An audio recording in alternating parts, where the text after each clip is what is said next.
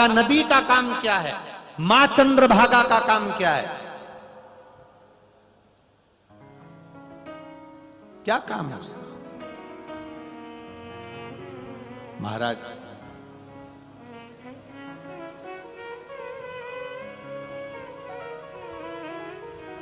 क्या काम हो सकता है?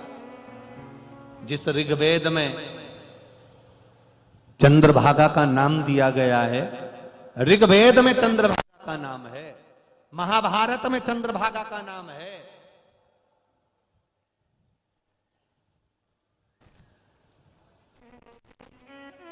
गीता में चंद्रभागा का नाम है, श्रीमद् भागवत में चंद्रभागा का नाम है।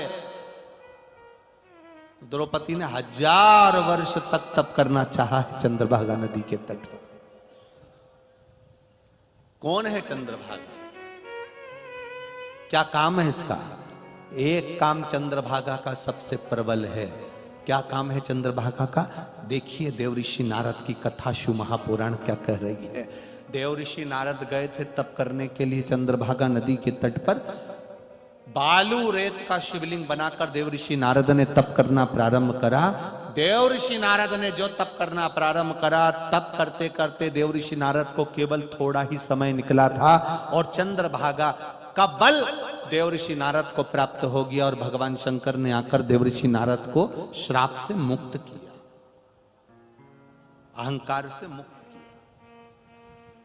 तो देवऋषि नारद ने कहा कि भगवान विष्णु तो बोले थे कि मुझे 1000 वर्ष तक तप करना पड़ेगा, 1000 वर्ष तक मुझे तप करना पड़ेगा, तब जाकर मैं श्राप से मुक्त हो पाऊंगा, तब मैं जाकर अहंकार से मुक्त हो पाऊंगा।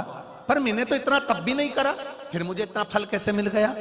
तो भगवान शिव ने कहा, देवऋषि नारद, ये तुम्हारे तप बल का प्रमाण नहीं है, ये चंद्रभागा के तप बल का प्रमाण है कि चंद्रभागा के तट पर, चंद्रभागा के तट पर जो जाता है, चाहे 1000 किलोमीटर दूर से पैदल चलकर चले जाए, 1000 किलोमीटर दूर से पैदल चलकर चले जाए और पंडरीनाथ का हरि विठल का दर्शन करने से पहले चंद्रभागा में जब वो डुबकी लगाता है, चंद्रभागा अपना तप उसको इतना दे देती है, इतना दे देती है कि उसकी थकान मिट जाती है, हरि विठल का दर्शन कर कर सुख पा जाए। वो चंद्रभागा वारकरी संप्रदाय में विठल विठल विठल विठल विठल कहते कहते कहते कहते पाँव में छाले पड़ रहे हैं, बाम लगाया जा रहा है।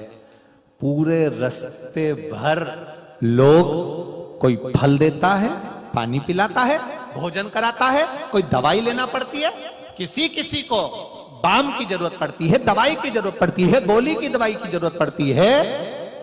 दुनिया भर के लोग वारकरी संप्रदाय के पंढरपुर जाते हैं, रास्ते में उनको कितनी भी तकलीफ आ जाए, दवाई लेना पड़ जाए, पर शिव महापुराण की कथा कहती है वो वारकरी संप्रदाय के लोग जब चंद्रभागा के तट पर जाते हैं तो चंद्रभागा उनके दुख को ऐसे खींच लेती है जैसे लोहे को चुंबक खींच लेती है और वो श्रेष्ठ आनंदित हो जाते हैं, उनको फिर दुख नहीं है।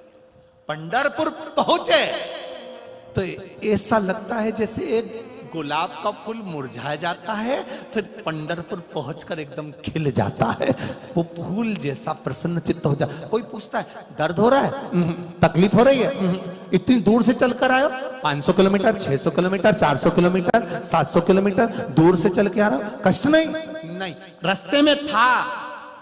पर चंद्रभागा की रज, चंद्रभागा का तट, उसकी मिट्टी, उसकी रज, उसकी धूल जब इस शरीर से लगती है तो चंद्रभागा अपना तप उस वारकरी संप्रदाय के जीव को दे देती है और उसका तप, उसका जो भाग है, उसका दुख, उसका कष्ट खींच लेती है वो